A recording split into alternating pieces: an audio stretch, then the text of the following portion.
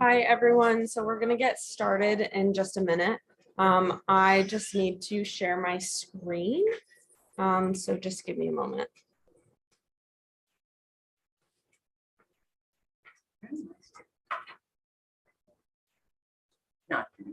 No. So the candidates are going to come stand in front so that the camera can see them. Oh, so that's why I have to wait.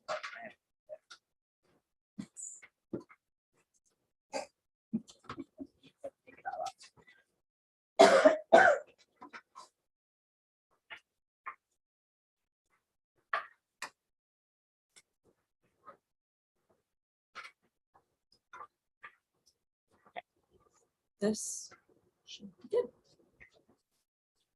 We're not muted, so. No, you don't have to do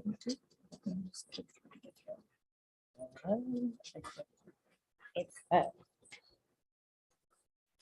Good evening. Welcome to the Flynn Principal Candidate Forum, Community Forum. I'm glad for people to join us. We're glad to see you. Welcome to the folks who we can't see. My name is Bonnie Johnson-Ayton, and I'm currently the principal at Edmonds Elementary. And I will be serving as the moderator, and we'll be joined by a few members of our hiring committee. So before we begin, just a few housekeeping items. One, we're gonna see folks in two groups of 3. And so we'll have an opportunity to see all 6 of the candidates. And I also want to acknowledge that and honor the diversity that exists in our community. And for this forum, our district multilingual liaisons are providing interpretation services for our community members who do not speak English. And I also want to make sure that I thank the hiring committees from both Edmonds and Flynn for their hard work. We've been at this and people are really committed, and which is really exciting. And everybody's really invested in making sure that the next principal for both those schools works for everybody. So thank you for taking the time and being here tonight for those of you who are here and for those of you who are watching. It is an important position, as we know. So our agenda tonight is, just gave you a little bit of an overview. I thanked everybody. Our candidates are here and we'll do candidate questions. And I did a quick review of our selection process, just so that folks have an idea how we got here, or how the candidates got here, actually. That's the most important part. So this is what we did is we started with a survey.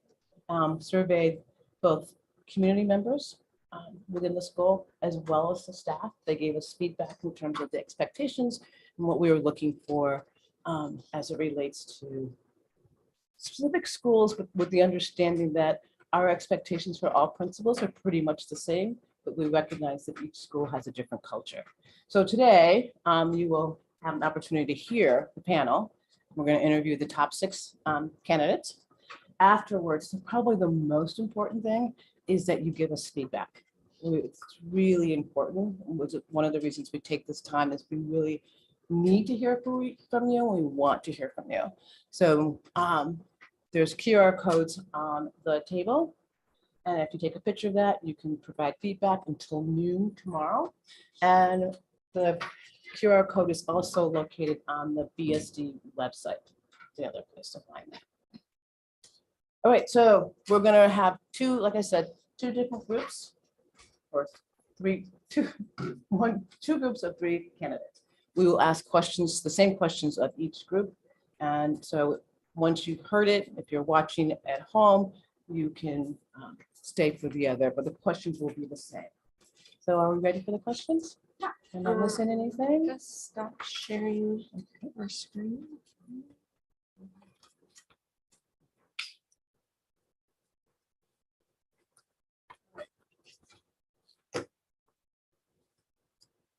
Okay. First question. During these challenging times when we can't spend much time together as we would like, how do you develop and maintain dynamic, positive community in your previous work among students, parents, in the whole school community.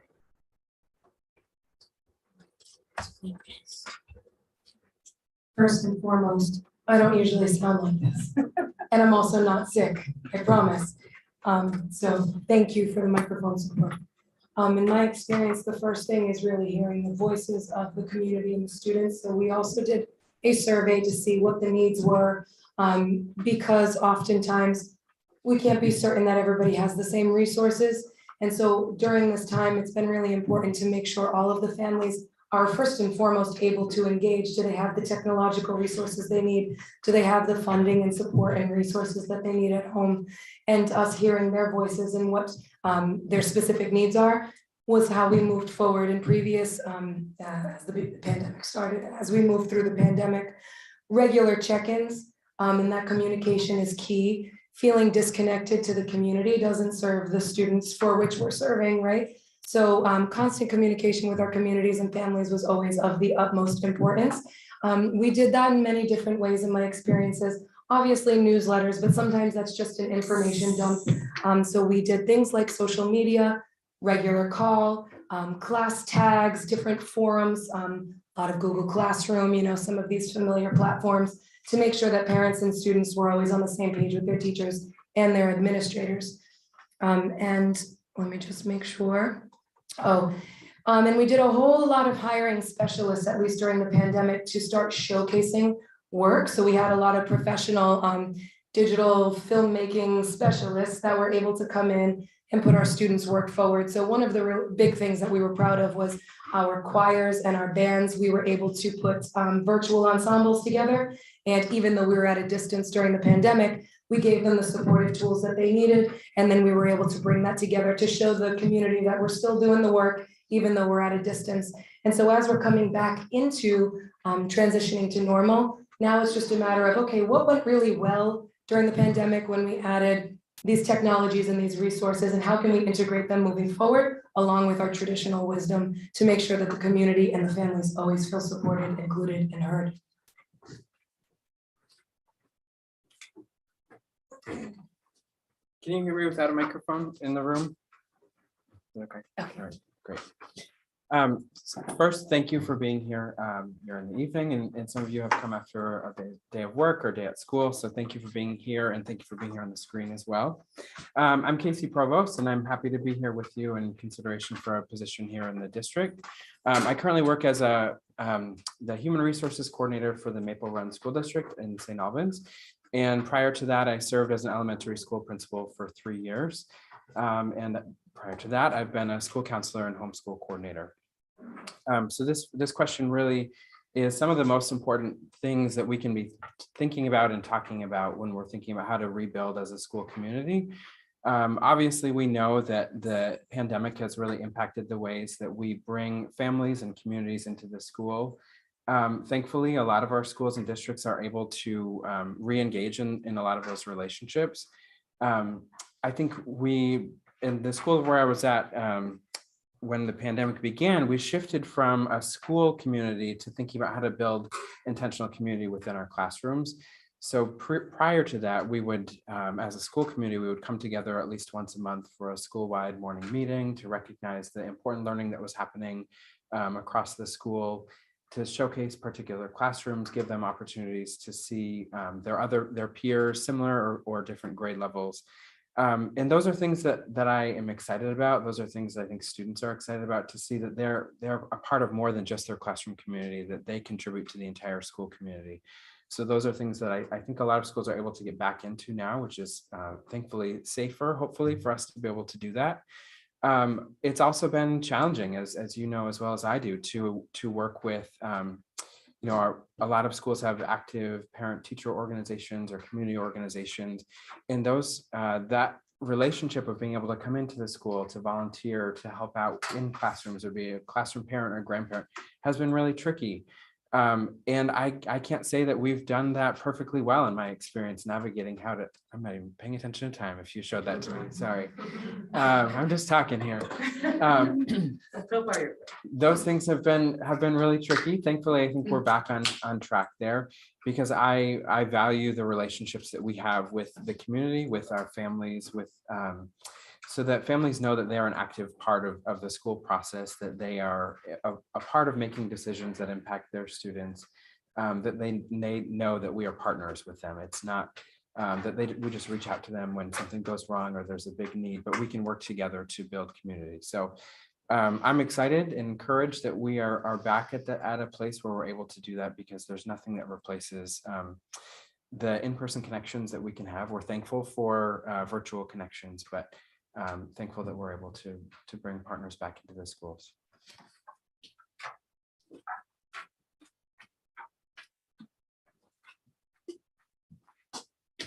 Hi, my name is Nikki Ellis, and I am the current assistant principal at Edmonds Middle School. And I'm excited to be here with you today. In relation to the first question, developing and maintaining a dynamic, positive community in the school is actually my favorite part of the job. There are many ways in which I do that. Those ways may have changed a little bit during the pandemic, but for the most part, my practices stayed the same, because I believe that if there isn't a sense of community in a building, then students can't learn, teachers can't teach, and no one can feel successful. So some of the ways that I work to maintain that dynamic, positive relationship in my current role and in previous roles. I love to do things for staff. So I moonlight as a chef on the weekends, and I like to make breakfast burritos for my staff. I like to do contests with staff, minute to win it games, and just sort of fun icebreakers that help people to experience joy. In relation to families, I, in my previous role, sent out a weekly message in English and Spanish, because I'm bilingual, so that families could know what was going on in the building. And then I would ask for their feedback to make sure that that message was clearer. Another activity that I employed in my previous role as a ninth grade assistant principal was speed dating activity, where essentially family members of students in the school were invited to a local park that they had picked out, a place that they really liked to go. And we had some pupusas there, which is delicious El Salvadoran food, which the families picked. And then families and teachers had the opportunity to sit down with each other and answer questions from a menu to get to know each other. So questions like, what was your educational experience like? How do you see education in your home? How do you talk about learning at your house? So that families and staff could get to know each other and get to know the values that our families were bringing to the school. Additionally, I like to play games with students to build relationships. I like to participate in the learning with students to build relationships. I'm not afraid to be really silly in pursuit of building that student connection. I like to talk to kids about shoes and books that they're reading and things that they're interested in doing outside of school. Additionally, I created a peer mediator program at EMS. This program is a program that was built for students who in the past 3 years maybe received a lot of behavior referrals or were part of the disciplinary system often. And what I found is that those students were missing a sense of belonging in the school. And so I asked those students, hey, you have a lot of experience with behavior in this building. Would you like to participate in peer mediator program with me in this building to help repair harm and mediate conflicts when they come up, since you maybe have a lot of experiences with a system that didn't work for you? And so that has increased a sense of belonging among students who maybe previously didn't feel connected to the school. And that's all I have time for. I wanted to let you guys know, I'll hold this up when you have like 25 seconds left. Thank you. Thank you so much. We're going to start with Casey this time. Oh, Casey. Incidences of racial slurs being used in school are on the rise across the country. Imagine that while principal of one of your schools, you found a racial slur written on the bathroom wall. What would be your initial steps for the student who used the term? What next steps would you take to support the community at large so that all students feel like our schools are a safe space to learn and grow?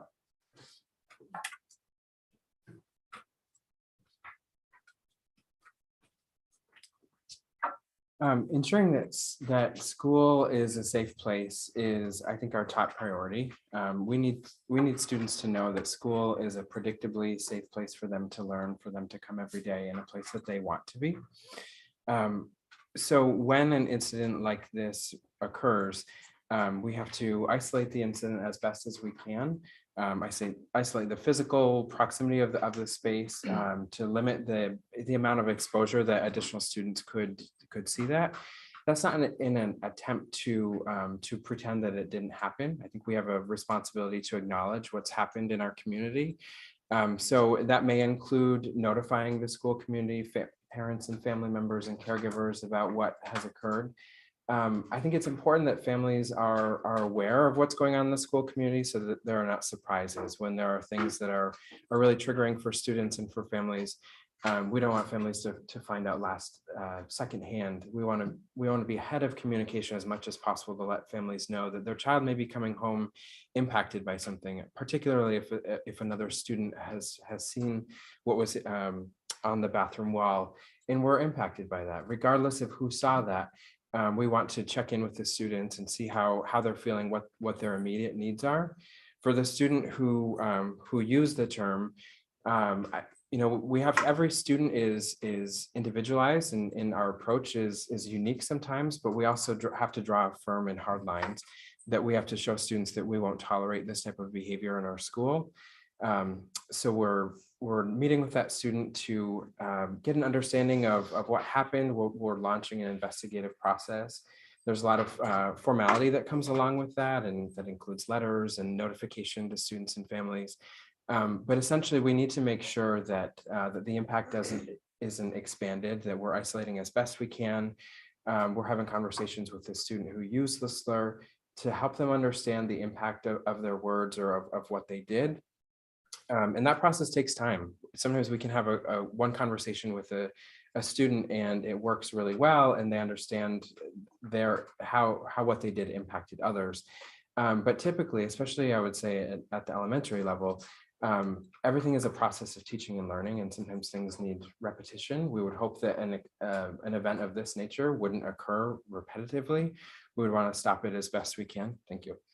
The steps to support the community at large, as I said, we would want to make sure to notify families because we do, not that it's families' responsibilities to respond to things that occur in school, but we want them to be informed so that they can be partners as we're educating the community and working to heal through this process so that everyone has awareness and knowledge and being as transparent as possible. I also don't have COVID. I just had COVID a couple weeks ago and I'm still recovering from the cough. Okay, so this is a situation that I deal with actually all the time as the assistant principal at EMS and has come up often this school year. So my first step in meeting with the student would be to do some restorative conferencing with that student. I would want to hear from their perspective what had happened in the situation, what they were feeling and thinking about at the time when they wrote the racial slur, and I would want to process with them maybe who had been harmed in the use of that slur, how they had been harmed, and what the student thought might be necessary to repair the harm. And that would just be to help the student to start thinking. And that may take multiple restorative conferences over the course of time, followed by a learning pathway with a trusted adult, meaning for the student who wrote down the racial slur or used the racial slur, the opportunity to learn about why it's harmful to the community to use a racial slur. In terms of my next steps to support the community at large, I would want to make sure that staff have training at the beginning of the school year and ongoing through the school year to have hard conversations about discrimination when it shows up. Because the reality is that racial discrimination shows up, but other types of discrimination show up in our students' lives as well. And then I would want to make sure to provide a harm without the harmer circle for the students or staff who were directly impacted by the harm. This would be an opportunity for them to safely unpack what had happened and how it felt and what they needed to move forward. And then I would also want to start building in some proactive circles into all classrooms around identity and prejudice, so that students would have the opportunity to explore their identities safely. Other students would have the opportunity to learn about those identities, and then students would have the opportunity to understand what prejudice is and how it shows up. And then I also would want to look at the 6th grade restorative justice and social justice curriculum at EMS. And I would want to figure out what pieces of that curriculum, which has been in place for a while, could be employed at the elementary level to help students to start getting comfortable and safe with talking about their identities as well as the identities of others in their community in the classroom.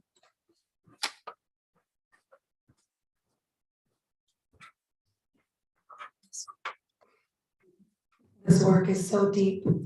And the reason I'm in education is because my vision is solidly on the reality that these kiddos are not just moving through school, they are the future generations. And in order for us to make sure that our world changes, we have the most important job, especially here in elementary school during the formative years of their little brains, very active and very impressionable. So it's first of all needs to be understood by whomever wrote the slur or participated in that activity, that it is 100% not acceptable. That exclusion mindset is not acceptable within the school community. And so, you know, when it comes to the actual incident at hand, the first thing that I would do is discuss with the student directly and start to work through some restorative practices. Oftentimes, especially in this age group, students don't exactly understand what they're saying and the harm that it could have. And so going at a situation with severe punishment or not really giving them a chance to understand at large what that impact could really have within the community could set us backwards. So really starting that restorative approach to sit down, help them understand. I personally have worked in many mediated situations through which I've brought both parties together. So for example, if it were two particular individuals or a group of peoples, I would bring them together to discuss, how did this make you feel? What were you thinking when you did this? Oftentimes, in my experience, it was social pressures. Maybe somebody was pushing them to do it, or they just didn't quite understand the impact that it could have. And so starting that restorative practice doesn't mean just giving them the education and letting them move on. It's a healthy balance of that education so they understand it, and then making sure that whatever discipline to follow, they understand why that discipline has got to be in place so that that mindset changes. And then the next step is going to the parents and helping them to understand, because oftentimes as well, they might be bringing something into school that started at home. And so making sure that the families understand the impact that these kiddos are having when they're coming into the school place. In my personal experience, the steps that I would take are similar to what I've done in the past, where professional development is key. The mindset of the adults in the building is really where everything starts, so that it can be modeled and the students can really feel and understand how the expectation is and the model of what that expectation looks like. So in my previous district, we had a couple of different initiatives that I helped support. One was a Choose Love professional development, where everybody had to basically start shifting the mindset towards what inclusion looks like across the board. And the other was I established a group called Safe Haven. And that was a safe spot for students to go to for whatever diversity they may be experiencing or challenge they may be experiencing.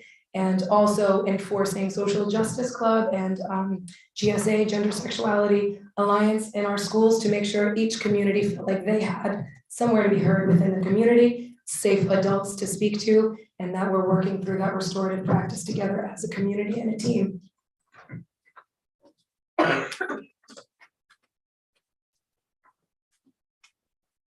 Thank you. All right, next question. This one goes to Nikki to get started. How would you envision working with the larger Burlington community in support of our schools? How have you worked with partners in the past to support your students?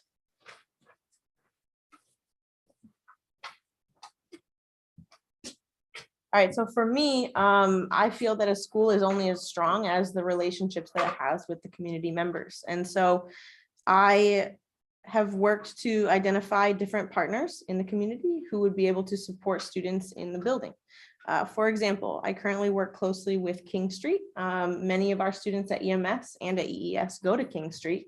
And I set up a monthly planning meeting with the King Street staff so that we could communicate about how things are going in the school, what's happening in the community, what we need in the school, how King Street can support those initiatives, and just overall what we can do to partner moving forward. So for example, we were planning to do a New Year, New You event this year that got shut down by COVID, but in that event, King Street and EMS were going to partner together to offer haircuts to students in the community. A couple of local barbers were really interested in coming in to do that. And then we had some local photographers who were going to help us set up a photo booth so that students who got their haircut could come in, get a nice cut, get a really cool picture. And then we could have those pictures that students feel really proud about to hang up in different places if they wanted around the building. So that's one example. Another example is that I work closely with the restorative practices teams in this district, as well as the restorative practices consultants from the community to problem solve situations that arise where significant harm has occurred. To make sure that we're not suspending students, that instead we're employing restorative practices as the response, because I do not want to push students out of the community, and I do not believe in suspension at any grade level. And so leaning into that consultancy has really helped to make sure that we meet that goal that we have, which is to make sure that discipline is restorative in nature. For future partnerships, I want to continue expanding my relationship with different organizations, one of which who I've had the opportunity to work with this year is the Racial Justice Alliance. I've had the opportunity to work with Reverend Mark Hughes, and we've had some opportunities to bring some community members to the table to make sure that our students feel seen and heard in the building, and to partner to make sure that there's representation in the building. And so I want to continue to expand that relationship because I think it's important for students to see folks who look like them and have shared experiences in the building, in the community, and I think those go hand in hand.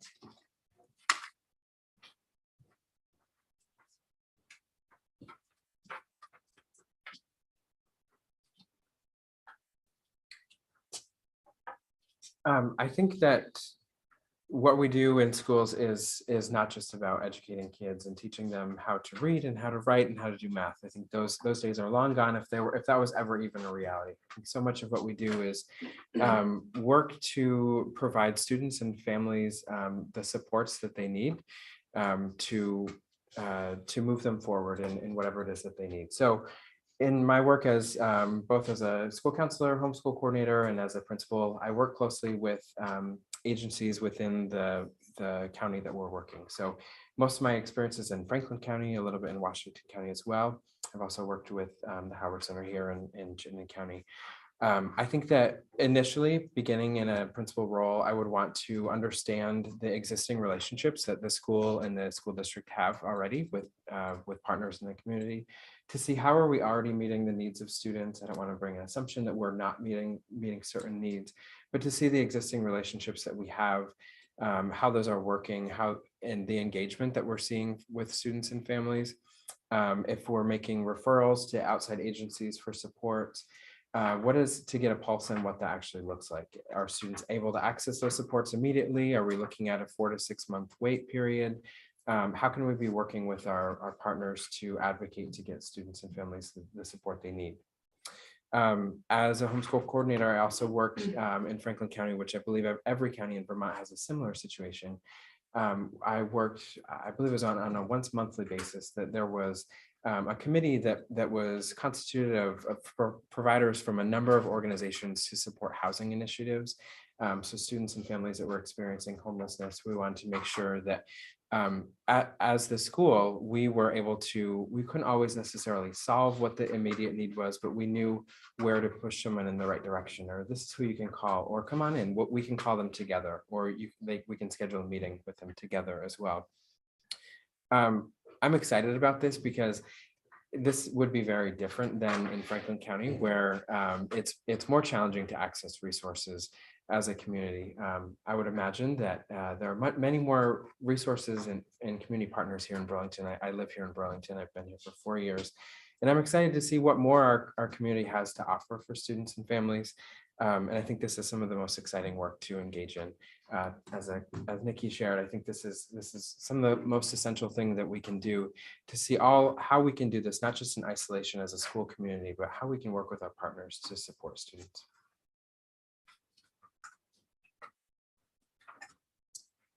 I'm from Rhode Island, so my first step would be getting to know this area.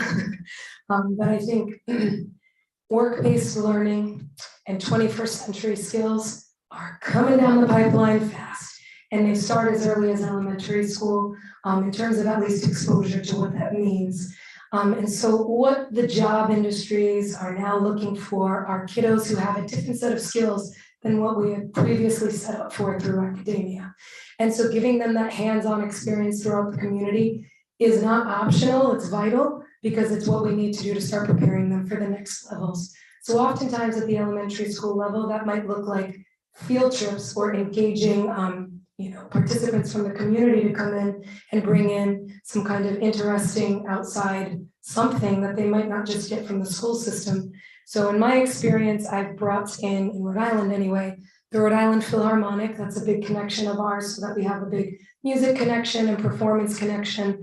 We do a lot with the Audubon Society, theater companies. I actually own one, so mine is one of the liaisons that I like to support with, but there's so many others. And then one of the biggest connections that we have in the community right now is a little bit more academic. We've been working very closely with Bridge RI, which is kind of helping us to restructure our system, MTSS Learning and RTI. So making sure that we are bringing in outside perspectives on how well we are doing with our students and with our communities, and also giving our students as many opportunities as possible to see what it really looks like to be out in the community and working within the community. One really great project that a peer of mine did, which I think is fantastic, and this is kind of what work-based learning looks like down the line, is to teach math. She turned her classroom into a restaurant, and she let the kiddos learn all of the different aspects of decimals and how to put together a menu and how to check people out. And then she invited the community in, so the families and community members could come in and actually sit at the restaurant. And then the third component was having a liaison that actually was the restaurant providing the food. So there was a company liaison, there was a community liaison, and then the students really got what it felt like to really engage in community partnership within the classroom, even though their initiative was neatly packed in some fun experience where they learned decimals. So trying to bring that into the community would be first me getting to know what opportunities I had here in Burlington, and then making sure that the schools were rich with those opportunities for our kids.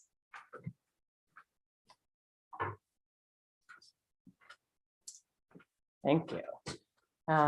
How do you all at different times meet the diverse needs of all our students, meeting them at their level, making sure they are challenged and engaged? Okay. Oh, again. I'm so sorry you have to listen to my voice like this. It starts with the student voices.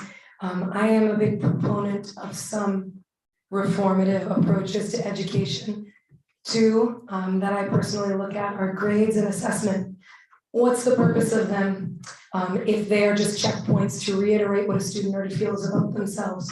So for example, if you have a student who's been struggling and they've consistently gotten Fs or Ds or Cs even, and they're not really getting much feedback as to why or how they could do better, they're always going to psychologically consider themselves an F student, a C student, a D student. So then in that capacity, what exactly are grades doing for them? Then reinforcing some pretty negative self-talk. And assessments, what's the purpose of an assessment if it sits at the end of a unit? And what if they don't understand the material? We're moving on to that next unit. So to make sure that we are meeting their diverse needs, specifically educationally, but also culturally, is along the way using assessments and grades as checkpoints to understand their learning and giving them opportunities to understand their place and accountability within the learning process, and giving us an opportunity to understand their needs along the way. I only know my own experience, so if I assume and superimpose my experience or what I think is best for the student body or the teachers, then I'm really doing a disservice to the whole community. It has to start with those conversations. And when students feel as though they have a voice in their learning and they take accountability for that and a long-term participant in what that looks like and reflective practices, then they start to invest more in what they're learning and it starts to feel important to them.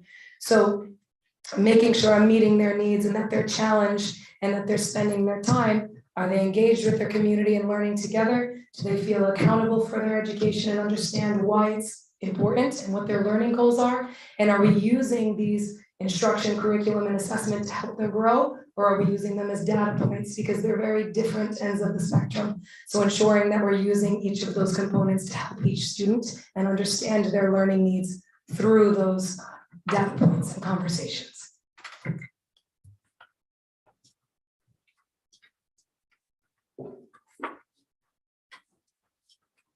So this question, I think, gets at what an effective multi-tiered or layered system of support looks like for students.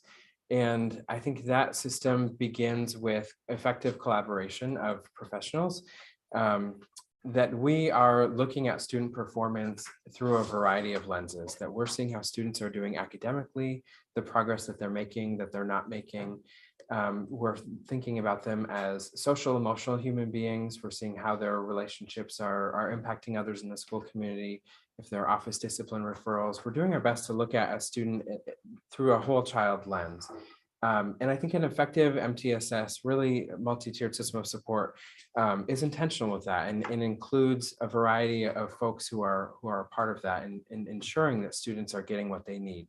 So if a student is struggling academically, we're bringing in the experts to make sure that we are giving students all that we can. So classroom teachers are collaborating with interventionists and coaches to ensure that their instructional approaches are meeting the diverse needs of students. If a student is struggling socially, emotionally, we're working with school counselors, a social worker, someone who may work in a planning room, or depending on the specific resources of the school, that whatever the need is of a student or the various needs, that we're thinking, what else could we be offering, or what are we missing here? How could we better be supporting students? But I think that in order for that to work well, as I said before, it has to be done collaboratively, and that we bring all folks to the table when we can. We all know that time is limited and we can't meet all day, but it's important that we set aside time and that we have clear processes so that if a student isn't making progress and the grade level team is struggling, that they have an option of where to go next. So the educational support team or the EST has a clear process for referrals about how we're going to address this need. What has the teacher tried to impact the student learning? If that isn't working, what are some new ideas for additional strategies that we could be implementing? So I think at each layer of the process, we're thinking about what have we tried, what can we be doing differently? We're seeing if something has made a positive impact for students, why has that made a positive impact so that we can do more of that? I think the last part of it too, if I'm still good on time, ensuring that students are with their peers. So we know that students learn best from their peers. We can explain something to them, but when the child sitting next to them explains it to them, they might get it quickly or in a very different manner. So we want to make sure that students, even students who are struggling, that they're not always pulled outside of the classroom for additional support and services. There are times when they may need to access support outside of the classroom, but we want to ensure that there are rich and varied experiences through universal design for learning and a number of other approaches that students can access what they need, first and foremost from their primary classroom teacher, and then additional resources can come into support as well.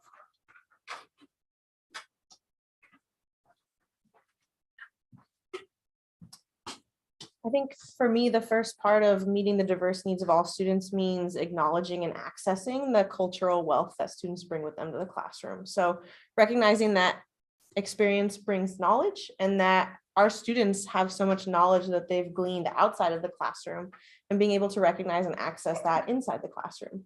For example, a kindergartner who rides the city bus to get to school every day.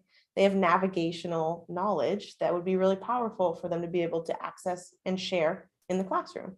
Or a third grade student who helps get all the kindergartners on the city bus home to their houses at the end of the day has some experience with child development, I would say, and can talk about that.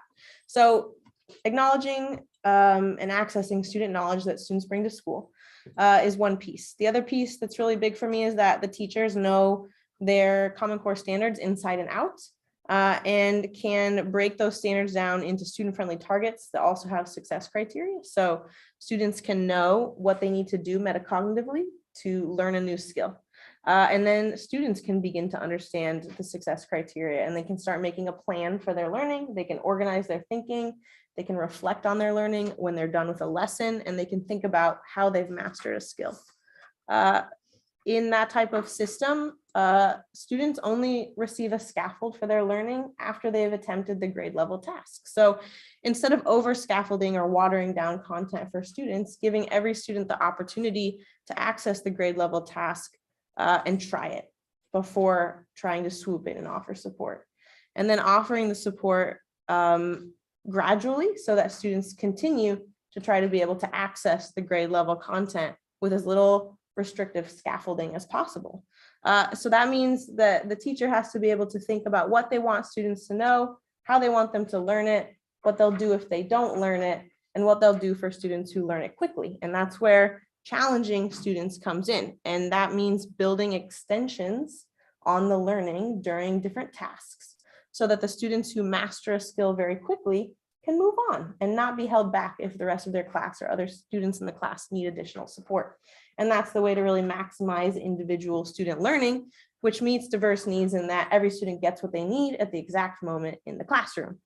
And this holds true for students with IEPs or students who are English learners. I believe in a co-teaching model rather than a pull-out or push-in model, meaning the special educator in the classroom supports the content and co-teaches it. So that all students in the classroom can sort of get what they need, but that the special educator isn't seen as exclusively working with the students with IEPs, but that there are two teachers who are experts who are supporting every single student in the classroom to learn. And in that type of model, then we can do what's a response to intervention, which means that both the teachers who are supporting the class know very well what each student needs in the moment and can plan interventions that can happen in addition to classroom learning. Yeah, that's it. A lot of questions rushing in. I know. Thank you. This has been enlightening. And I know you spent the whole day here. I saw you first thing this morning, which is great. So it's been a long day. One final question, if you choose, is just a thought, some final thoughts or reflections on your day in the Burlington School District.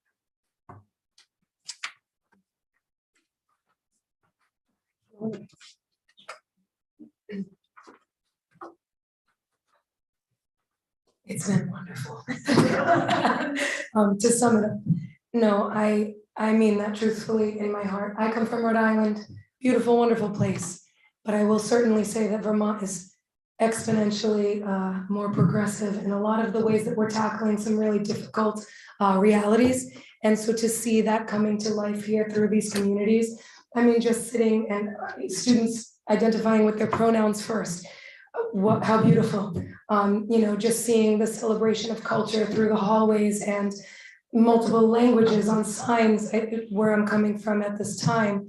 We don't have that luxury yet, and we're not really reflecting that yet. So I was so just excited to see how deeply the community and the schools and everybody involved in this process has been doing this deep work. And I think it's very beautiful. So my reflection on the day was, thank you all as a community for giving me this wonderful day of learning and seeing some of these really positive, progressive motions that we can take to ensure that our kiddos are growing up in a better world. So it's been great, truly.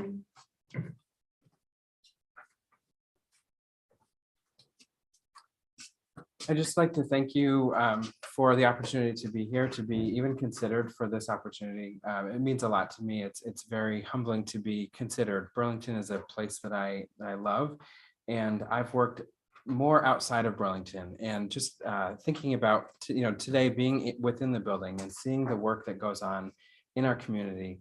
That's something that I've had an idea of, something that I wanted to do. I wanted to be a part of our school communities. And feeling it today, having gone into the buildings for the first time, was really inspiring. I'm really encouraged by the work that's done. I was really excited to meet with students. I would look forward to the opportunity to work with you, and I'm thankful for the opportunity. So appreciate it.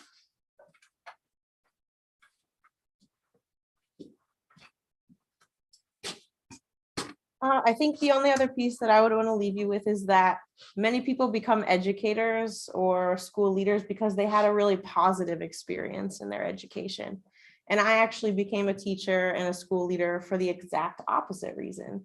I didn't have a perfect educational experience. And I think that makes me especially attuned to paying attention to the needs of our students who aren't having the perfect educational experience, who may have experienced educational oppression or trauma, students who have maybe been pushed out of the school system in the past or don't feel yet seen by that system.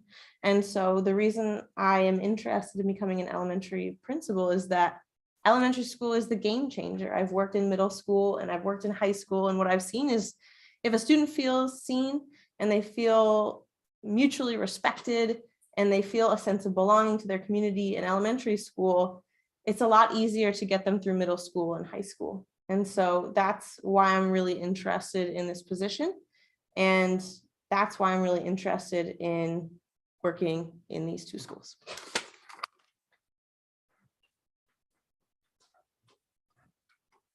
Thank you. So that concludes the first panel.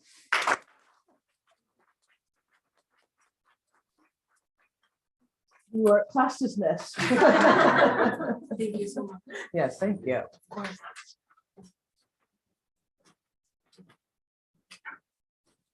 I'm just gonna mute us. We'll take a 5-minute break and then we will have our second panel up.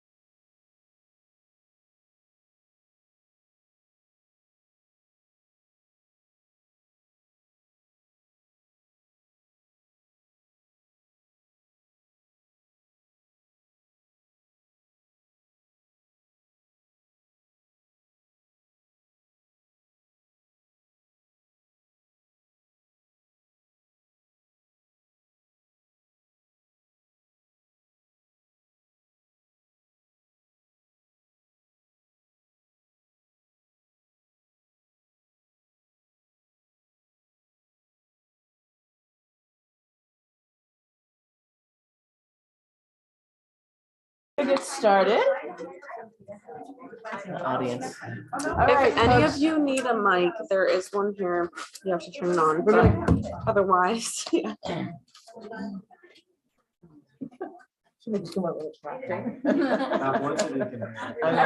Okay, we're gonna get started.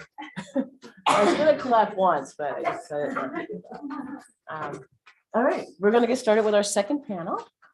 I have the first question for Mr. Kelly.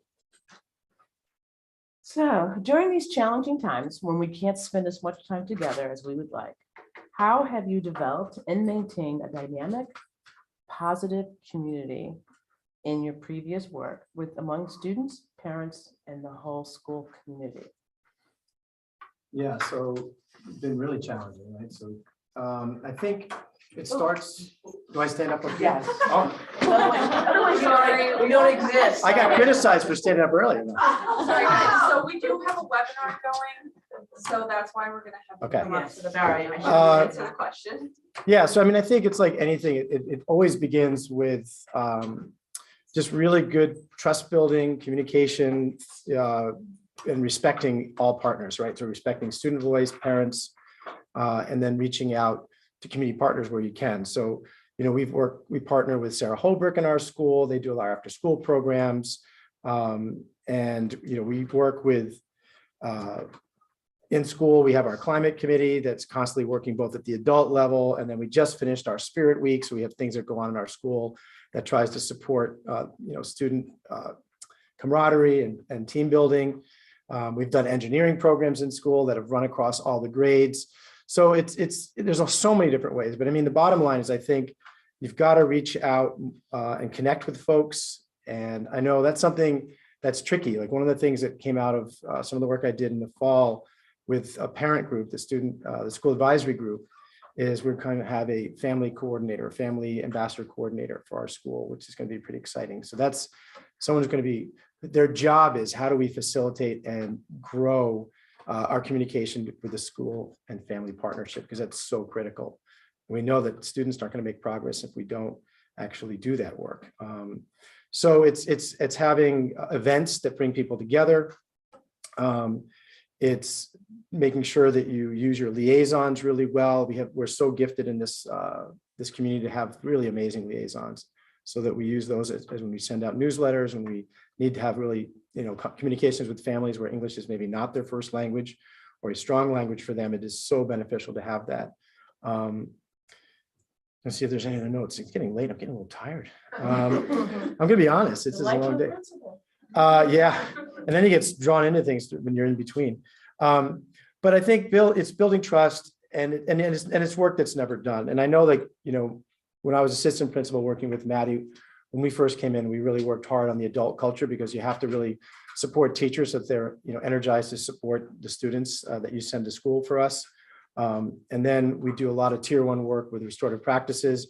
That's been disrupted a lot, right, by the pandemic. And so that's been really tricky to keep some really good work that we've been doing for 4 years or 3 years. And then the pandemic came, and it really disrupted those things. And so I think it's getting back into really good tier 1 work with our students. It's about reaching out and continuing to connect with, you know, parents and families. So those are some of the things that I'm thinking about. Thank you. I just want to let the candidates know, if you guys are getting close on your time, this is going to be your 25, 30-second warning. Okay. And tell them who you are. Okay. So you want to fill that in real fast before I start? Okay. My name is Brittany Taraba. I am currently the assistant principal at a pre-K through 12 rural Alaskan school. So I actually just checked my watch. I'm fortunately not as tired. It has been a long day, but my brain is still telling me that it's only 3:30. So my babies are just getting out of school. So the bulk of my day is just getting started, really, because that's when all the teachers start filing in. As far as building a community goes, for my specific school, I was still in the classroom when COVID hit. So I was primarily concerned with my 20 to 24 students. We do not have internet in our village. So we didn't have a lot of the options of throw a Chromebook or an iPad in their hands. We can provide internet at their house. We can still at least see each other through a computer screen. So we relied heavily on food distribution. That was like the one time a week that we got to see our kids when we handed them their box of what they would have gotten in the cafeteria. We relied on waving through afar. The kids would kind of parade through what we call teacher housing, and we would wave through the window. Now that we've been fortunate enough, last year, we spent about half the year in what we called Code Yellow. We had half the kids in the morning, half of them in the afternoon. That was actually the kickstart that teachers realized how important relationships were, because when you only had half your class for half the day, you had to A, make that time count, but B, they got more of you. So now that we're back to full days every day, the teachers are really focusing on relationships with the students, which helps because when those kids go home and they tell their adults and their families, Miss So-and-so did this and Mr. So-and-so did that, the teachers are getting that communication through the kids. But we also we've increased our social media presence because we know that our families are scrolling through Facebook, so we can hit them where we know they already go. We have brought back morning announcements, which we'd lost kind of before the pandemic. So we've kind of brought that back. We're working on getting the community back into the school. We've recently gone mask optional where I'm at. So it's kind of been interesting. Some people have come back now that they don't have to wear a mask, and some people are now staying away because they don't want to be near people that are not masked. So it's kind of right now this balancing game of how do I get as many people back, but keeping all of our school family safe. So I think for us, it is a very exciting time because now everything is starting to open back up, and people have spent so long missing that sense of connection that everyone's craving it. So we just have to reach out as a school, and the community's reaching back for us.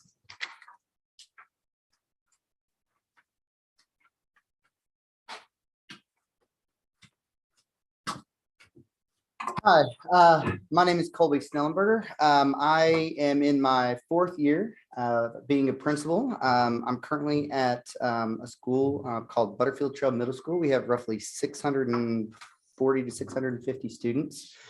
I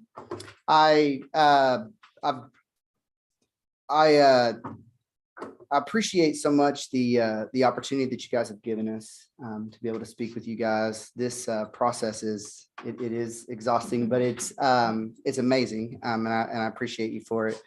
So, in trying to prepare for this year, one of the things that we did is get creative about how we do the things we've always done. In Arkansas, the first year of the pandemic, we left at March. And then we didn't come back. And so we used that time as a staff to do a ton of planning, to develop a lot of programs and a lot of systems that we normally would not have the time to work collaboratively to do. I set up daily office hour times online where I just if you want to meet, I'll be here. My Zoom screen will be on my face. And so we got a lot of work done during that time. When school started for us the next year, we did not go remote. We actually did school in person the entire year. And we had to get creative about how we did that safely, ensuring that students were wearing masks, spreading them out as much as possible. We had these traditional activities that have been done in our district forever that people still wanted to do. So we have, for example, we had a student faculty volleyball game that the PTA would come and they would sell stuff at, our teachers would be engaged in, the students would be engaged in, and they're like, well, I guess we're not doing that, right? And I'm like, no, we're doing it. We're just going to do it 3 times. We're going to split our student body into thirds. Our gym, that way we can spread them out. We'll bring those kids into the gym. They'll be spread out. They'll wear masks, and we'll still do the things that we did. We just had to be really creative about how we were going to implement those things. We did check-ins. with families, especially that first year, that March where kids were gone. When we didn't hear from somebody, we started calling. Hey, how are you doing? How are things going? Do you have what you need? Is there anything we can get for you? And so those kinds of check-ins really became a really powerful thing. And then we got creative about other events as well. So we had performances like choir performances that we did virtually and used our technology people to try and help us kind of put that together. I don't even know how they managed to pull it off, but we tried to make sure that we kept those traditions alive so that the things that draw our community together were still happening.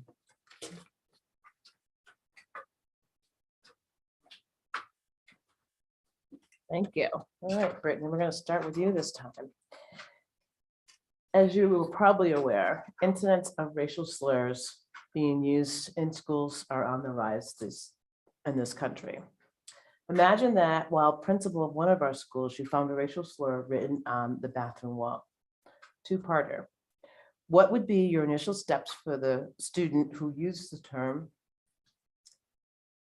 Second, what next steps would you take to support the community at large so that all students feel like our schools are a safe space for them to learn and grow?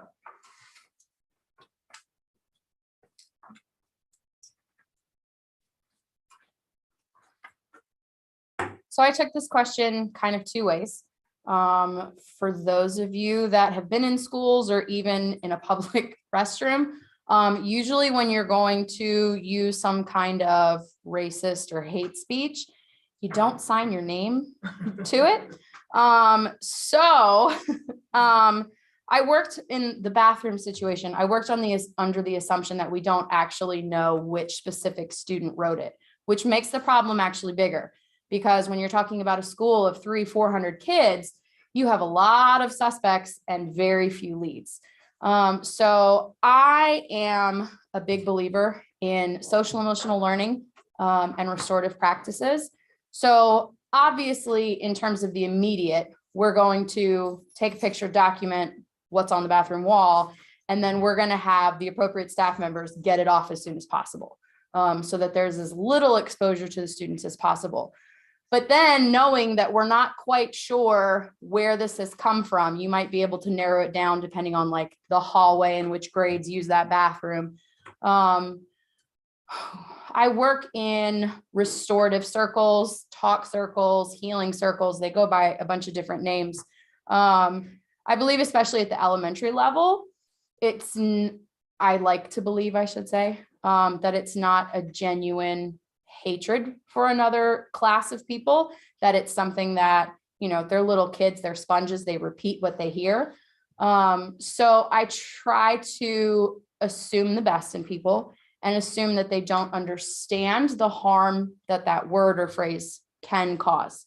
So that's when you bring in a group of really diverse kids, you know, your smaller groups, and you talk about like, okay, there was recently this incident and this is what this word means, and this is why it's bad. And then have people, whether it's adults or other children, if they're comfortable, explain how that hurts them.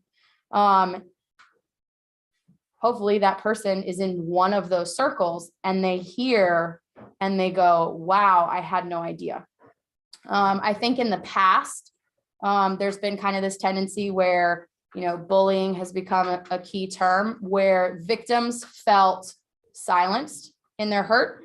And I have found that when they know they're in a circle where everyone is supporting and uplifting, they feel empowered to confront the person that's harming them and not necessarily become friends, but say, this is how you hurt me and this is how I want it to be going forward. So I really believe that in that moment, having that education of, okay, this is an issue, it's important at this time, we're going to stop the academics temporarily so that our children can understand the different perspectives and grow from that.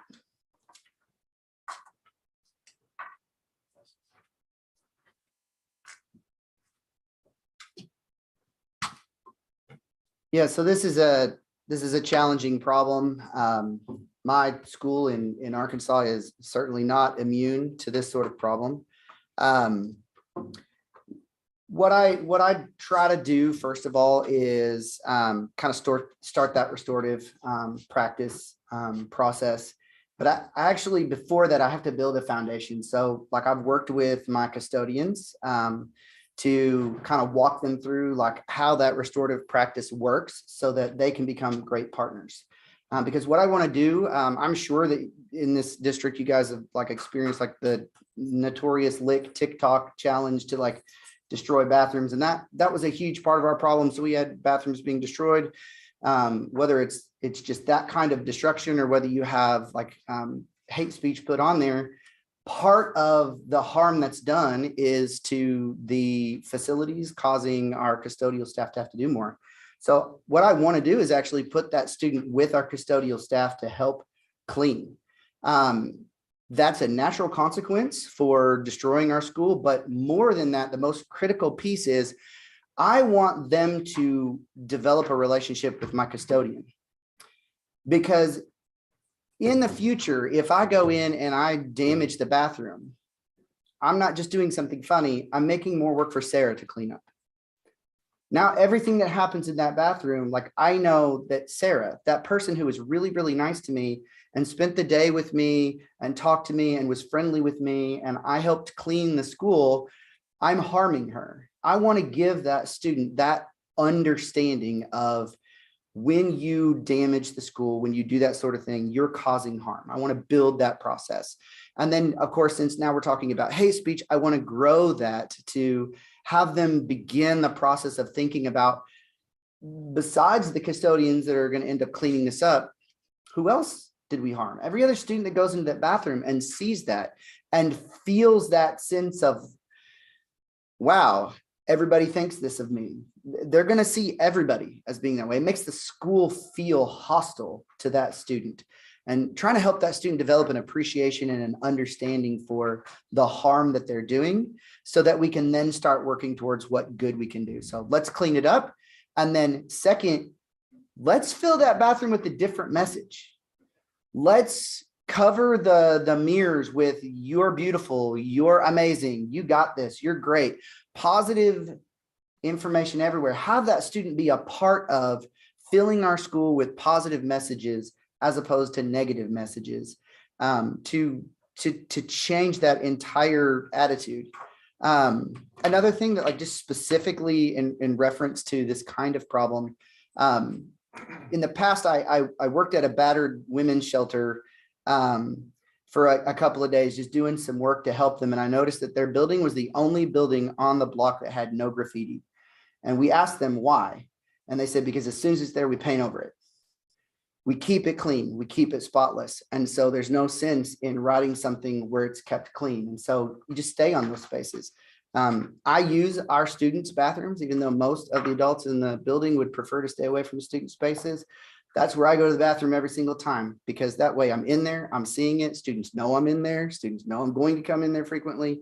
And it helps to kind of create an environment where they know it's being watched. And I know I didn't get to the rest of it, but I got the pink flag.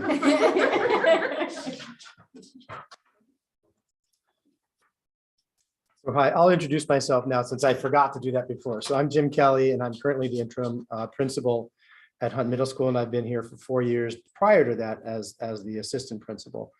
So this is stuff that we have to deal with, right? So Hunt Middle School, you know, all of our schools are not separate from society, right? So we know that this is increasing, and we know that we have to deal with it pretty seriously because it really does do harm in our schools. So what I do and have to do in these situations, because they do arise, is first, you know, you got to get it down. Then you got to sit with the student and you got to find out what's going on for them. You need to understand where this is coming from them. So you sit down and and you got to address the other students, or if you know some students have been harmed, you have to address that as well, right? So you got to make sure that folks who are feeling like they don't belong now, that they have a hostile environment, are feeling safer. But for that particular student, it's understanding why. It's a stop message. You can't do this in our school. This is not our values. And then depending on where the student is, we have different courses. So sometimes we do learning paths with students. So we really make sure that we almost always start with intent versus impact, because there are many students like, well, actually, I didn't mean that. I meant it this way. And so, you know, what we intend and the impact of that can be very different. And I think it's super important that kids understand that. And then depending after that, there's a series of lessons that kids can go through where they work one-on-one with an adult to really try to understand the harm that racism does for folks, whatever they're using. And so we've done that work with our students at this school, and that's the kind of work that I do with kids. And then it's repairing the harm, right? So if it's, in this case, it's harm to a school, and that's where it gets really challenging. And it's probably an area of growth for me. How do we start to address this in the community? Because I take it pretty seriously. We do, hazing, harassment, and bullying investigations. And if we think that there's racism, we jump right on that. So we're getting in touch with families. We're making sure that we are, following the law, because you can't do that. It's illegal. But then, often what we do, like the learning paths and stuff, it doesn't have a big enough effect because it looks to the student body or might look to families like we're not doing anything. And that's not okay. Like they need to know that we are supporting them.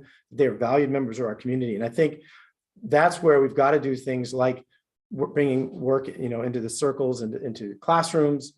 We did do an anti-racism campaign at my school this year in the fall, or actually in December. So there's continual work that you're doing to say that being racist in our school is not okay, and that we need to change that, and we need to support each other, because we are better when we're together. So we got to treat it seriously, and we have to work with parents around it as well. And that's some work I'll talk about later. I think it'll come up with the other questions where I've been partnering with some parents from the community around this kind of work. So thank you.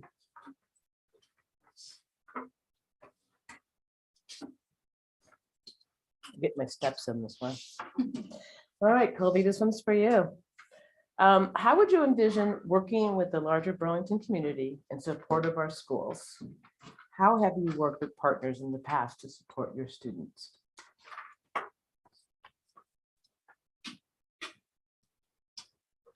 Thank you. Partnerships with the community are critical. Obviously, I think most principals that have been in a position long enough begin to form partnerships with local businesses, because of course they're looking for, like, what are some things that you can do to help us provide things for our students, provide things for our teachers. But I have tried to go further than that. I don't know if there's currently a FACE team in place, or what we would call a family and community engagement team in place or not. If there's not one, I would work to build that. In my previous experience in building a family and community engagement team, we worked to try and grow that to be a very diverse set of community members, to include family members, to include students from our student voice team, to include community members. Our mayor was a part of our FACE team. And then, once we've got some individuals, one of the things that we would do at each meeting is just simply, okay, who do you know that should be here? Because we found the greatest way to grow that team, to increase our reach, was to have a direct invitation. So it was a task of each FACE member to go out and specifically say, hey, Janice, I would love it if you would come to our next FACE meeting. It's on this night. We'd love to have you be a part of that. And during these meetings, what we've done is we worked with our community members and we said, hey, what can we do in the community? What can we do to help grow our downtown? How can we support the businesses in our downtown? Not just what can you do about us? We made all those conversations not be about just what you can do for us. What are things that we can do to support you? From that, we found different activities that could be done in the community for learning opportunities. We found individuals that could come in and share information with our students. I also worked really hard this last year with one of my counselors. With COVID and all of the challenges that it has provided, mental health has been one of those things that is so desperately needed. There's not enough professionals, there's not enough services available. And so we met with local service providers. We met with individual therapists and said, okay, what can we do? What can we provide for our student or for our teachers? Actually, we have some services in place for students already, but there's nothing there for our staff. And our staff are trying to be a support, a crutch for our students. And right now they're struggling. So we came up and generated some ideas for how we can support our staff. We made sure that the resources that were available to them were easy to find, accessible to all of them, to let them know, like, here's the number you can call. From this group, here's how you can get a hold of this group. Here's who you need to talk to. Here's what you need to ask, so that they could receive those services. And we are still in the process of trying to find additional resources for our staff as well as our students in that area. And there are many other individual groups that we've been reaching out to try and help become a positive impact on the community, as well as benefiting our students.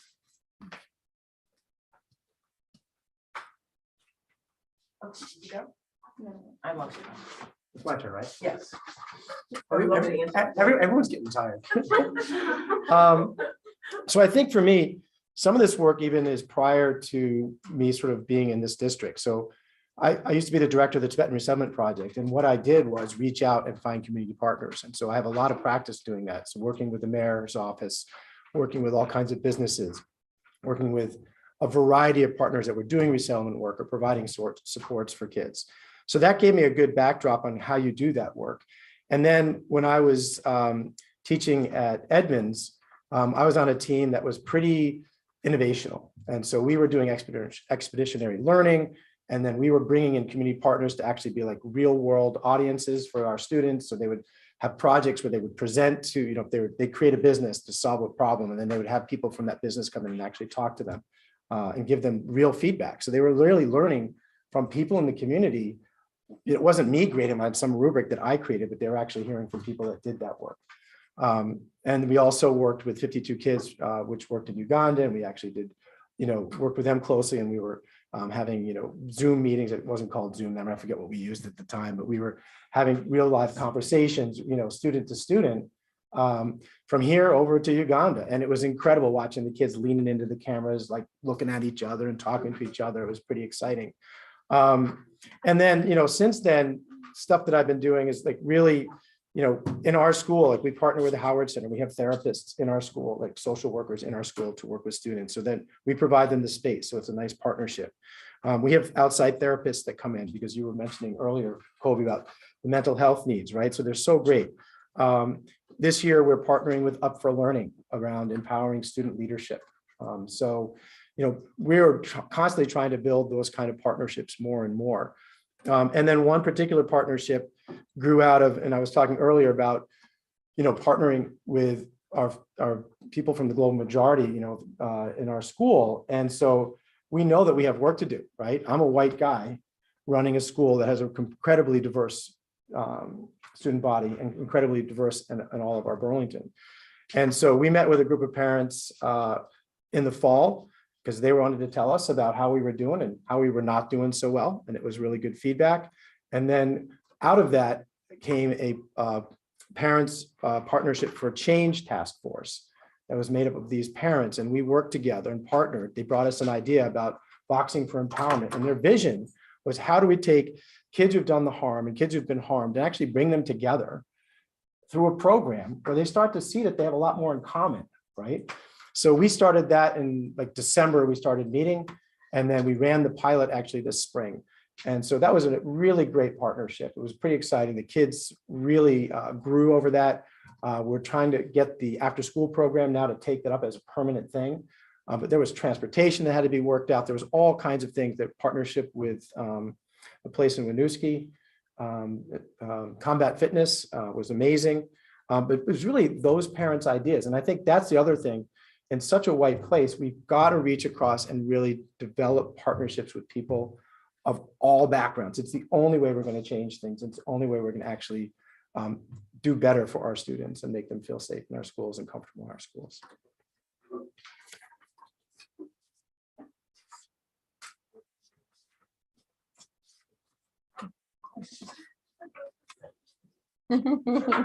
Jet lag. Extra steps on top of steps. So community partnerships are a huge part of education. There's always only so much money to go around. So you have to, a lot of times, get creative with how you find resources.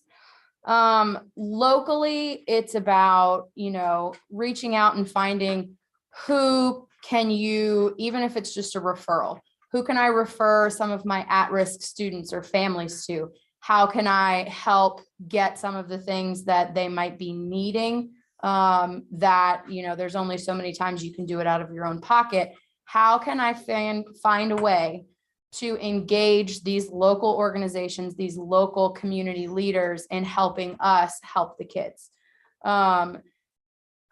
In my current situation, we don't have a local university. I miss it deeply because my previous school, we were the partner school with the College of Education. But I always pushed it beyond just the College of Education. So you get your interns and your student workers, but then I would reach out, at my elementary school, we didn't have, the fancy science equipment. So I would reach out to the science department and be like, hey, we're trying to do this thing. Can you either come do a demonstration? Can you send a grad student to do a demonstration? Can you refer me to a great YouTube video, whatever it is? So sometimes it's just, I need your wealth of knowledge to give me knowledge of how to give my kids a better learning experience. And sometimes it's, I need your actual help. We always did monthly Title I family engagement nights. 1 month was Health Month, where we had different health agencies come out and they would just blood pressure checks, a quick eye exam that was nothing official, but it was like, hey, you might need to go check this out. Fitness nights where we would have local trainers and gyms just come out and play games and do stuff that made it accessible for families. Like, hey, here's some information that you can now take to your house and use it going forward. I think that especially at my current location, there is one way in and out of my village, and that is a 5 to 9 seater bush plane. So I don't have the convenience of, hey kids, next Friday, we're going to take a field trip. We're going to hop on the bus and go to this place. Anywhere that I take my children, if it's not a local subsistence cultural activity, has to be done digitally. So I've gotten really good at finding virtual field trips and finding people around the globe who can give my kids information that they need, whether it's a presentation or, going to a national park in a completely different state. It's those kinds of things that I like to get access for, because the more that we pull them in and show them that we're trying to give them a good future workforce, the more they want to come in and help us as well. Now it's happening. Okay. Jim, what shall you do? We're back to you. What am I doing? I'm going to ask you a question. Okay. I'm ready. Okay. How do you meet the diverse needs of all students, meeting them at their level, making sure they are challenged and engaged, and spend most of their time with peers? So I think a lot of this is what the district is kind of already committed to, which is we're not doing it yet. And to its like max, right? But deeper learning is one of the things, right? So deeper learning is about what they call above and below the green light, right? So it's about meeting the social emotional needs. It's about making sure you have a community and a place where people feel safe and welcome. It's doing your anti-racism work. It's all of those things where people come in and they feel good. But then it's really challenging because I have not met a parent yet who doesn't want to see their kid challenged, right? From any background. They want to know they go to school. They want to know that they're being held to a high standard and that they're being met where they are. And so how do you do that?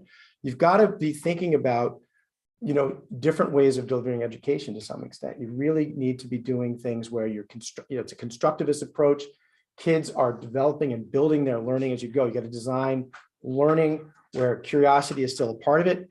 You engage and get kids excited by it. They don't come in and it's just like this rote thing where I learn this, then I do this, and I have to learn these things so I can do that thing. You mix it up. You do something surprising. You get them curious about it. You develop lessons that get them to kind of discover and learn along the way, which is what we all love to do, right? That's what makes learning exciting. It's not about do these things to do this thing that I already know the answer to. That takes all the fun out of learning.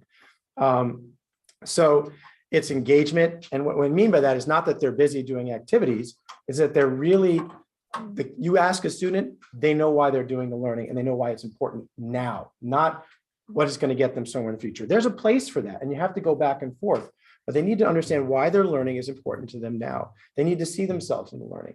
that you need to start building in. So people, when they come with all these different identities that are so valuable and so helpful to our community, see themselves in the curriculum. And they're not just, learning about a very singular way of looking at our history or the way we approach things. That's really, really essential. And then it's things like good intervention. So like right now, our district is already very committed to not isolating kids and pulling them out of classrooms. So we push into classrooms with our special education services, and we do some pull out. Our EL, a lot of times we're pushing in and supporting. And occasionally, if there's really extreme stuff, we have to pull out for a little bit till they can get up to a certain level. But the whole model is designed about improving and pushing in. And at our school, we have something called WIN that we started this year and have work to do to make it as good as it can be. But it's what I need now. And it's really a timely intervention. So you can't delay the intervention down the road, or the train's moved on and people are left behind. So you have to make sure that you're either giving things that extenuate or push kids beyond who already are getting it, and then supporting the kids who didn't quite get it yet and get a second chance to learn it and get it and feel proud about it. And you really need very clear learning targets, right? The kid needs to know what the learning target is. The teacher needs to know what the learning target is. The feedback has to be really clear about that learning target. So everybody's on board, and kids get so motivated when they can see their progress along something and they can track it. And you need that motivation, because if a kid's not motivated, they're not going to get through the hard part of learning. Learning is not easy. It really isn't. And so you can't just make it happen. You have to get, it's got to have a lot of internal motivation on that. So those are some of the ways that I would do that.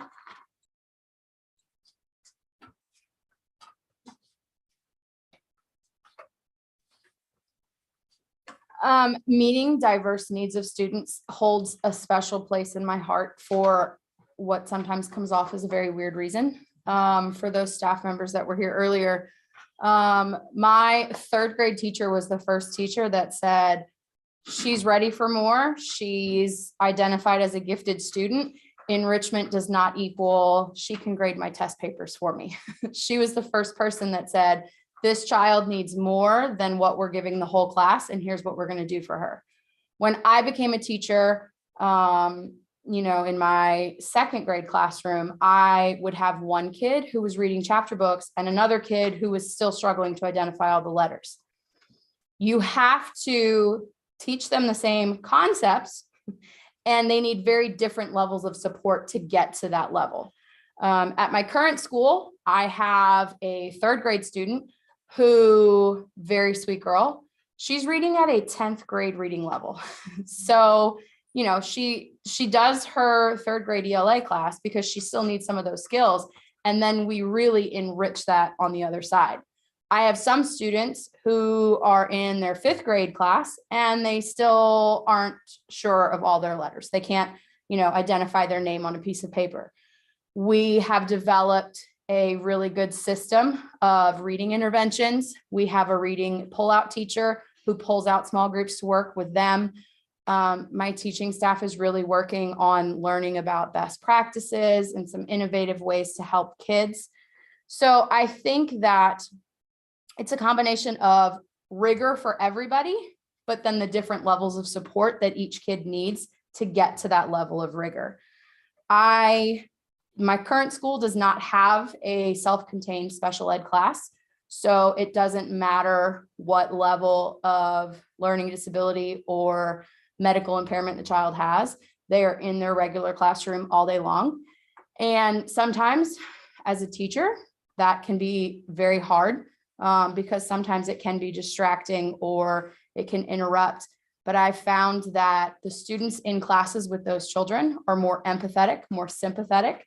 They understand better how to work with people who are different from them. They're very supportive and encouraging. And I find that those kids are being exposed to what they need to be exposed to.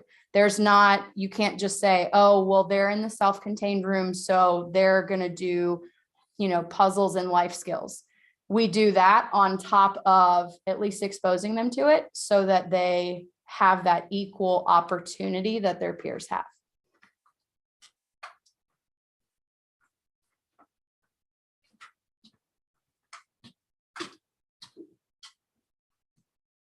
I would say this is actually a passion of mine. And to explain why, had a revelation as a teacher.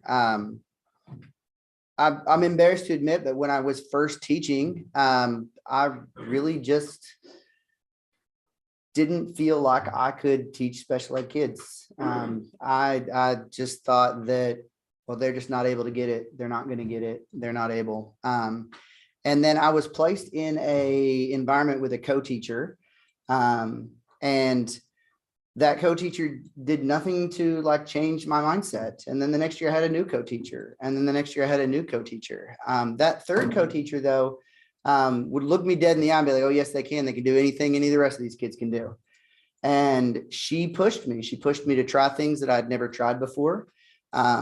And once we had learned to work together as a collaborative team, that teacher and I took those students that were in my classroom and we grew them. Our state testing at the time, that class was the only class that actually had scores that improved.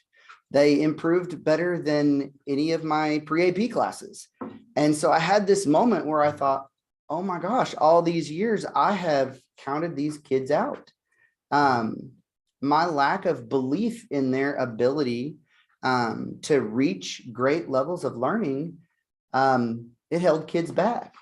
I'm not proud of that, but I'm determined never to go back.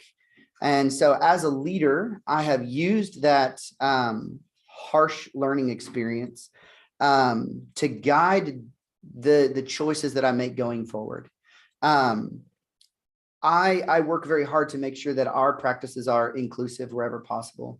If there is a student that has an IEP that comes through or something like that, that puts them in a restrictive environment, I'm pushing very hard to get them into a less restrictive environment, one that's more inclusive, one that has them next to their peers. Because what I have seen is that when they are next to their peers, when they work with others, everybody benefits. Students that don't have special needs benefit from being around them. As Brittany mentioned earlier, they develop that empathy, but they also grow from that experience of supporting their peers. And the students that have the diverse needs, those special needs, because they're actually exposed to high levels of education, they grow more. So I strongly believe in inclusive practices. And I find that in addition to that, you need to build in some really strong multi-tiered systems of support to ensure that the gaps that exist in student learning get filled. We have lots of students that are identified as having an IEP or a 504 that don't even have a disability. They have a learning gap. There's a piece that they missed somewhere. And if we could fill that, that student would not need to be on an IEP or a 504.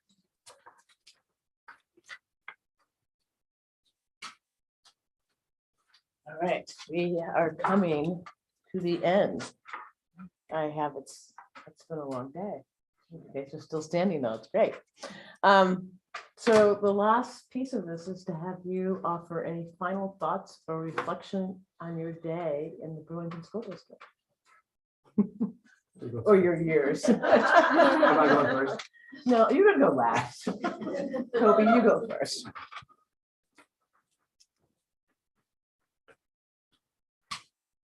So again, I would say to this district, thank you for the opportunity to come and see your schools, to meet your staff.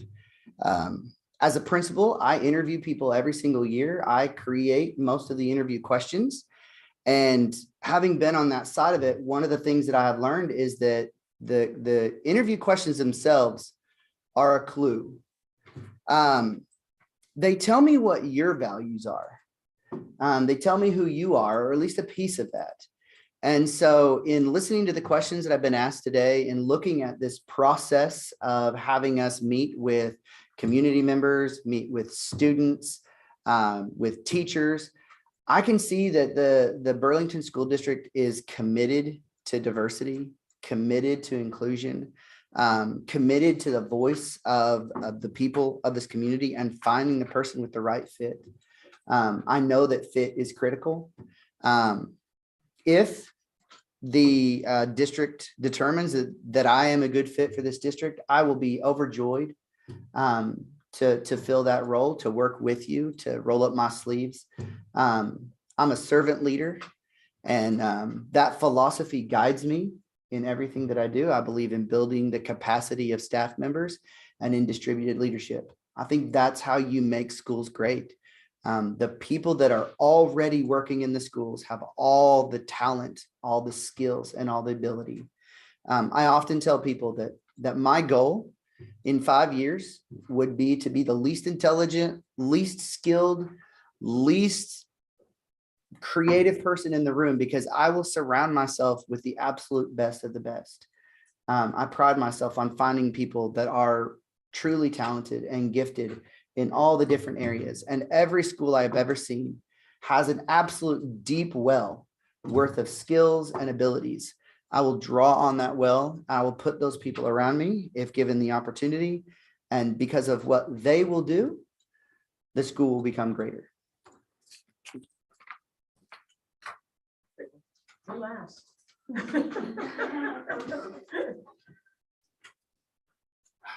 So at both of our elementary visits today, we got the chance to kind of pop in on some classrooms, talk to a few students.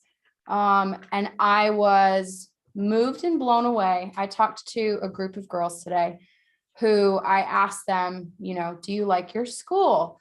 Is there anything that you feel like your school could be better at? And you expect elementary kids to say things like, we need more snacks, or we need, more playtime, something that kids you think would care about. And this little group of girls, they looked at me and they said, I really think that we need more ramps here because we have some kids who can't get to some places as easily. And then one of them mentioned that at one point the elevator had some issues and a friend had broken their leg and was having trouble getting up to their classroom. So it was a moment of, those are great reminders as educators that we are helping to grow and shape the future leaders of both our community and our country. And I think that Burlington School District is already well on its way to creating a culture of empathy and understanding. I saw teachers who were excited to be in the classroom. They were excited to be with kids. I saw different types of teaching, different types of learning. It was just a really uplifting, both schools were just uplifting places to be. Art in the halls, kids who were excited. We had several kids who asked if we were secret school spies at one point. I love working with elementary kids. I'm at a pre-K-12 school. I connect with the middle school kids. I can work with the high schoolers, but there's something really magical about that innocence of elementary youth. So I think that, there's obviously strengths of people who already live here, who know the community, who know the schools. And I also think that there's something to be said for somebody coming in with a fresh set of eyes. I, as principal, as assistant principal, am not, the queen who knows everything. I need my staff to tell me what's working. I believe in collaboration, distributive leadership. I cannot do everything alone. So I really find my passionate teachers who have great ideas and who have an excitement for something and support them on taking that journey. I also like to support my students on taking as much leadership over their own learning and over their own school experience as possible. And I think that this school district already has a lot of things in place to easily kind of push that to the next level. So, yeah. You have the last word. Oh, last word.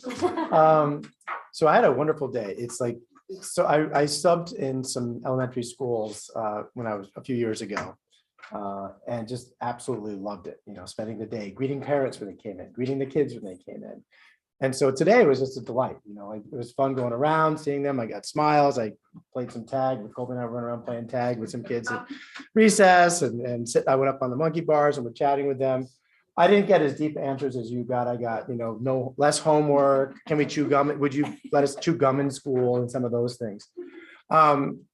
But I mean, I know this district really well. I mean, I've been here a long time. This is like my 15th year in the district. And so I know that we have so much talent at so many levels. We have talented parents, we have talented teachers, and places of growth though, is we've got to get better at meeting the needs of all of our kids. And so I think that's what we need to do, right? So that's pushing ourselves in our teaching to make our, it's even more engaging. We have such good stuff going on. How do we make it even better, right? How do we start to really hook in kids who may be a little bit disengaged? Because if we're just focusing on behavior, we're missing a big part of the picture. All of those things have to be working together. We've got to be getting the kids excited about what they're learning. And I see that happening. Like the art was amazing that I saw. It's true, like around the buildings. It's not just art that's happening, inside a place and stays inside a place. It's like art that becomes public. And just seeing, I've done instructional rounds. So I got into, a different way to look at some schools. So I got into Edmonds Elementary doing instructional rounds. And it was really wonderful to come in and see and look with that lens and a tool that, we're going to be bringing hopefully to all of our schools about how do we look at teaching across, not individually, but we look at teaching across what we're doing in a school and really focus on the things as a school that we can do together, right? And partnering with parents. We've got to do a better job of reaching out and partnering with parents from so many different backgrounds. And I think, I've been trying to do that. I know I've got to do a lot more of that. I think as a district we do as well. But I think we're really ripe for it. And the pandemic has set us back a little bit. It wasn't like we had it perfect before, but it's definitely put us, further back. And now we have to kind of take the things that are working and keep going forward. So I would love being an elementary principal. It'd be great fun. Thank you.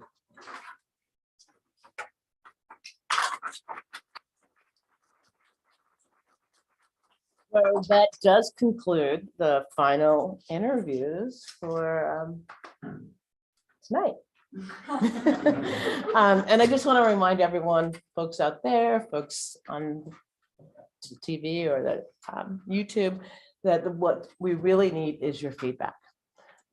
So the QR code, which is on the tables here, and you can, for folks who aren't here, it can be found on the BSD website under community forums. And we're taking your feedback until noon tomorrow. So get on it and make it happen. But most importantly, it's just so helpful to us and it will be really helpful to Superintendent Flanagan as he makes what might be a very difficult decision or a few of those.